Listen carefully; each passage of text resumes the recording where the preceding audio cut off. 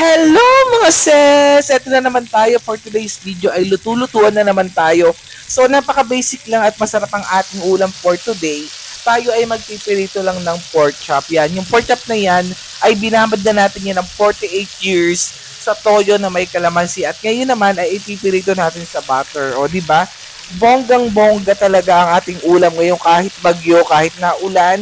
Hindi tayo magtutuyo kundi magpo-pork chop tayo for today's video o sharing. Yun na nga mga mare, mga sis, mga friendship ko dyan. So, napaka-basic lang naman yan. Ibabad mo lang ng 48 years ang iyong pork chop sa kalamansi na merong toyo.